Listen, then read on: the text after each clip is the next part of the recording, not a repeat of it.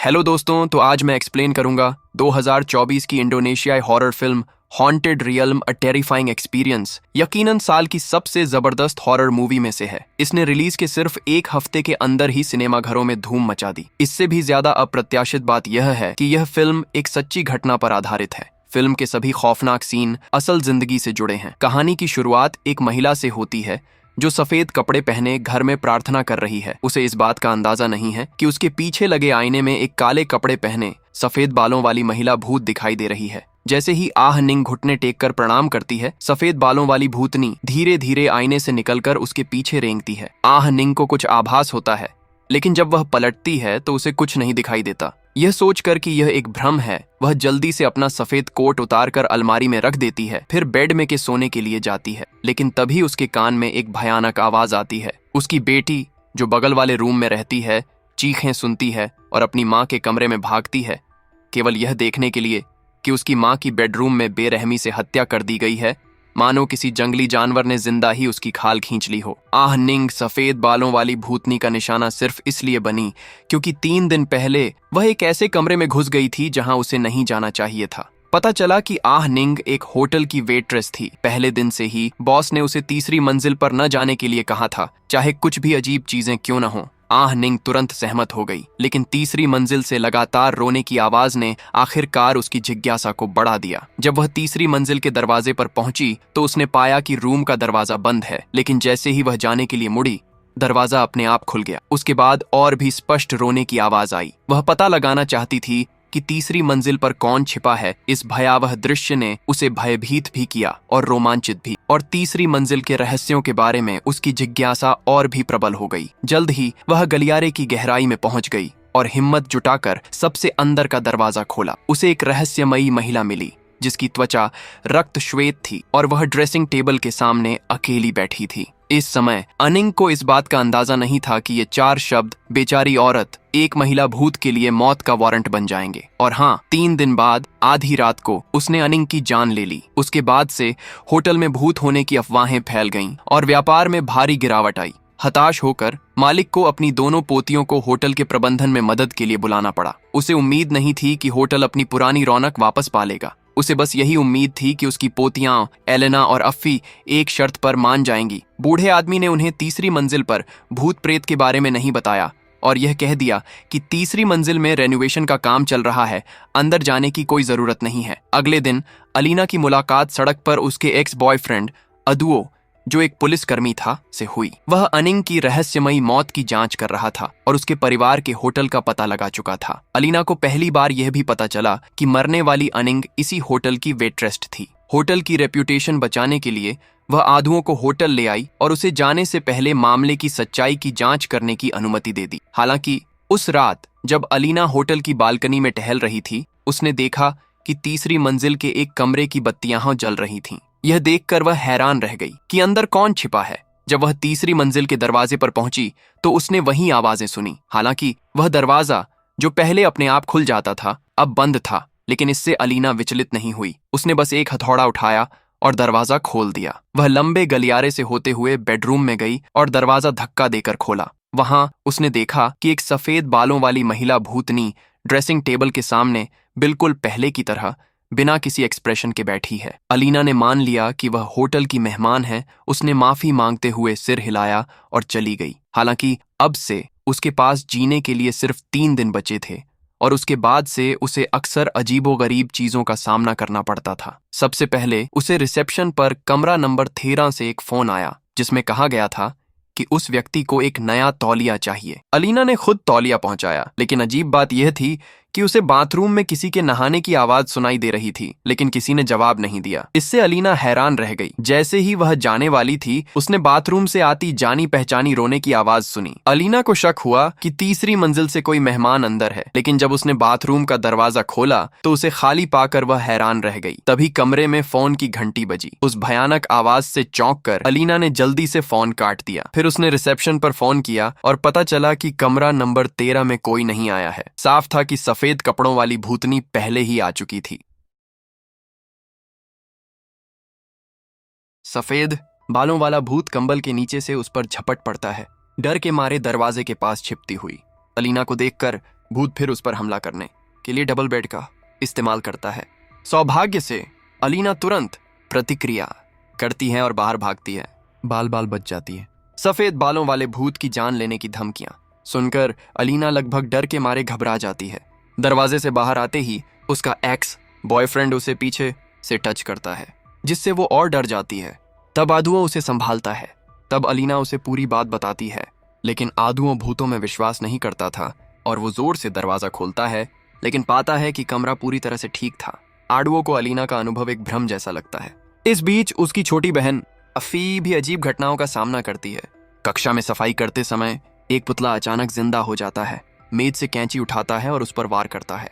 अफी डर के मारे चीखती है, लेकिन वह किसी तरह बाहर भाग जाती है। उसकी चीखें शिक्षिका और सहपाठियों के एक समूह को आकर्षित कर लेती हैं। जब वे कक्षा में प्रवेश करते हैं तो वे पुतले को बिना किसी बदलाव के जीवन के किसी भी लक्षण के साथ पाते हैं। कई विचित्र घटनाओं के बाद दोनों लड़कियों ने आखिरकार अपनी दादी के सामने कबूल किया कि वे चुपके से तीसरी मंजिल में घुस गई थीं और उन्होंने सफेद बालों वाली महिला भूत को देखा था। अपनी दोनों पोतियों के खतरे में होने का पता चलने पर दादी ने आखिरकार एक ऐसा राज खोला जो उन्होंने कई सालों से छुपा रखा था। कमरे में मौजूद लड़की उन्हें पहचान नहीं पाई थी और न ही वह इंसान थी। दादी ने उन्हें बताया कि सालों पहले उन्हें अपने मृत बेटे से लिन होटल विरासत में मिला था और वे इसे अंदर से बाहर तक रेनोवेट करने का प्लान बना रही थी। उसी समय तीसरी मंजिल पर लाइटें लगा रहे एक मजदूर ने अंदर के एक कमरे से रोने की आवाज सुनी। उत्सुकतावश उसने दरवाजा खोला और एलेना बहनों की तरह उसे भी सफेद बालों वाली महिला भूत दिखाई दी।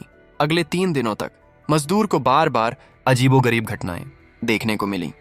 तीसरी रात उन्होंने देखा कि मजदूर कुछ बड़बड़ाते हुए दीवार पर अपना सिर पटक पटक कर आत्महत्या कर ली। इस भयावह दृश्य ने दादी को भयभीत कर दिया और उन्होंने तुरंत एक प्रसिद्ध स्थानीय ओंझा को भूत भगाने के लिए बुलाया।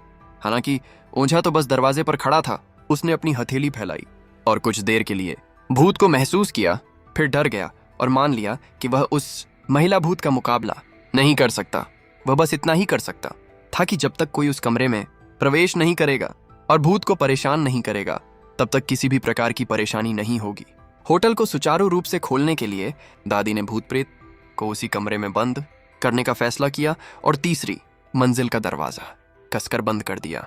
लेकिन उसने कभी नहीं सोचा था कि न केवल कर्मचारी तीसरी मंजिल पर अतिक्रमण करेंगे, बल्कि उसकी 2 पोतियां भी। अलीना के पास जीने के लिए सिर्फ 3 दिन बचे हैं और भूत का नाम ढूंढना कोई आसान काम नहीं है। बहुत सोचने के बाद वह एक साहसिक फैसला लेती है। तीसरी मंजिल पर भूत के कमरे में वापस जाना। वहां भूत की पहचान के बारे में सुराग जरूर होंगे। लेकिन जब वह सफेद बालों वाले भूत के दरवाजे पर पहुंचती है तो उसे अडुओं और उसकी बहन अफी मिलती हैं। हालांकि उन्हें लगता है कि अलीना का विचार बहुत जोखिम भरा है, लेकिन वे समझ जाती हैं कि शायद यही एकमात्र रास्ता हो सकता है। अजीब बात है कि इस बार कमरे में दाखिल होने के बाद दोनों बहनें सफेद बालों वाले भूत को नहीं देखती। थोड़ी देर बाद अलीना को बिस्तर के नीचे कागज का एक टुकड़ा मिलता है, लेकिन फिर उसने देखा कि उसकी बहन गायब है। अफी को ढूंढते हुए वह अपनी बहन को दरवाजे की चौखट के सामने खड़ी पाती है। अफी बार बार अपना सिर दीवार से टकरा रही होती है। अपनी बहन को इस हालत में देखकर अलीना को तुरंत उस मजदूर की याद आती है जो दीवार से सिर टकराकर मर गया था। इसलिए वह उसे रोकने के लिए आगे बढ़ती है। अप्रत्याशित रूप से अफी पहले ही सफेद बालों वाले भूत के कब्जे में आ चुकी होती है। उसने धीरे से अपने बालों को एक तरफ धकेला। उसके सिर के पीछे अचानक एक खून से सना विकराल चेहरा उभर आया। सफेद बालों वाली महिला भूत के वश में अफी ने एलेना को मारने की कोशिश की। सौभाग्य से अदुओ जो बाहर था शोर सुनकर उन्हें बचाने के लिए दौड़ा। उसकी मदद से सफेद बालों वाली महिला भूत ने आखिरकार अफी के शरीर को छोड़ दिया, तीनों के सामने खड़ी हो गई और फिर से वही भयानक लेकिन गंभीर शब्द कहे। तीनों डर गए और जल्दी से वहां से चले गए। अगली सुबह कमरों की सफाई करते समय वेटर को बिस्तर के नीचे छिपा हुआ एक कागज का टुकड़ा मिला। जब उसे जोड़ा गया तो वह एक प्रेम पत्र बन गया। तो यह प्रेम पत्र किसके लिए था और इसका सफेद बालों वाली महिला भूत की लालसा से क्या लेना देना था? महिला भूत का नाम जानने के बाद ओझा पूरे आत्मविश्वास के साथ उस प्रेतवाधित घर में पहुंचा और पालटी मारकर बैठ गया और अपनी रस्म शुरू कर दी ताकि सफेद बालों वाले भूत को तुरंत भगा दे। हालांकि उसे दुखद रूप से पता चला कि वह उसका कोई मुकाबला नहीं कर सकता। उसके प्रकट होने से पहले ही उसने उसे इतनी बुरी तरह पीटा था कि वह सीढ़ियों से नीचे गिर पड़ा। थोड़ी देर बाद एलेना और एडो ने आईने में देखा कि सफेद बालों वाला भूत ओजा का गला घोंटने ही वाला था। अपनी आखिरी ताकत से ओजा ने उन्हें याद दिलाया कि एलेना के पिता द्वारा छोड़ी गई शादी की अंगूठी को भूत की लाश पर रखने से ही उसका आक्रोश शांत हो सकता है। फिर सफेद बालों वाले भूत ने उसकी गर्दन तोड़ दी। पता चला कि कुछ समय पहले ही एलेना और बाकी लोगों ने एक पत्र को जोड़कर पता लगाया था कि वह असल में एक प्रेम पत्र था जो सफेद बालों वाले भूत ने अपने पिता को लिखा था। सच्चाई का पता लगाने के लिए एलेना और अडुओ ने पत्र में दिए पते के आधार पर उस गांव का पता लगाया जहां सफेद बालों वाला भूत पैदा हुआ था। उनका उद्देश्य जानने के बाद गांव के मुखिया ने साफ साफ कहा कि वहां कभी भी पूरी तरह सफेद बालों वाला कोई व्यक्ति नहीं रहा। हालांकि पुलिस अधिकारी अडुओं को पहले ही उसके धोखे का पता चल गया था। उसी रात वह और एलेना सफेद बालों वाली भूतनी के बारे में सुराग ढूंढने के लिए गांव के मुखिया के घर में घुस गए। उन्हें मुखिया के घर में सफेद बालों वाली भूतनी का चित्र मिलने की उम्मीद नहीं थी। तभी गांव के मुखिया की पत्नी अचानक वहां पहुंची और उन्हें बताया कि चित्र में दिख रही लड़की उसकी बेटी मेनोर है। मेनोर एक ऐसी बीमारी के साथ पैदा हुई थी जिसके कारण उसका रंग पूरी तरह सफेद था, इसलिए उसे छोटी उम्र से ही एक राक्षस जैसा समझा जाता था। उसके पिता होने के नाते गांव के मुखिया ने केवल अपनी बेटी के लिए न्याय दिलाने में नाकाम रहे, बल्कि अन्य गांव वालों की तरह उसे दुर्भाग्य का प्रतीक मानते थे और अक्सर बिना वजह उसकी पिटाई करते थे। इस पीड़ा को सहन न कर पाने के कारण मेनोर ने अंततः गांव से भागने का फैसला किया। जब वह जंगल में थक कर गिर पड़ी तो एक दयालु राहगीर ने उसे बचाया। ये व्यक्ति एलेना के पिता बास्कला थे। उसने न सिर्फ मेनोर को अजीब नजरों से देखा, बल्कि उसे अपने होटल में भी ले गया, जहां उसे मुफ्त में रहने दिया। जल्द ही बास्कला को इस नेकदिल लड़की से प्यार हो गया। दोनों ने चुपके से एक दूसरे के साथ अपनी जिंदगी बिताने का वादा किया। एक दिन बास्कला मेनोर को घर पर छोड़कर किसी काम से कहीं जाने वाला था। मेनोर ने एक भावुक प्रेम पत्र लिखा, फिर उसके टुकड़े टुकड़े करके होटल के अलग अलग कमरों में छिपा दिए। मेनोर हैरान रह गई जब बास्कला लगभग 1 साल तक वापस नहीं लौटा, जिससे उसे अपने मंगेतर की सुरक्षा की चिंता होने लगी। उसने खुद उसे ढूंढने का फैसला किया। हालांकि मेनोर को कभी उम्मीद नहीं थी कि जब वो बास्कला से दोबारा मिलेगी तो उसने दूसरी औरत से शादी कर ली होगी और उसका एक बच्चा भी होगा। टूटकर मेनोर ने अपनी बीमारी पर सारा दोष मढ़ दिया और गुस्से में आकर उसने अपनी ड्रेसिंग टेबल पर चाकू से अपनी चमड़ी नोच ली। 3 दिन बाद उसकी मौत हो गई। हालांकि मेनोर को यह नहीं पता था कि बस्करला असल में सगाई की अंगूठी खरीदने गया था, लेकिन दुकान के ठीक बाहर उसे एक कार ने टक्कर मार दी और उसकी याददाश्त चली गई। जिस बुजुर्ग दंपत्ति ने उसे टक्कर मारी थी, उन्होंने उसे अपना बेटा मान लिया और एक खूबसूरत महिला से उसकी शादी कराने में मदद की।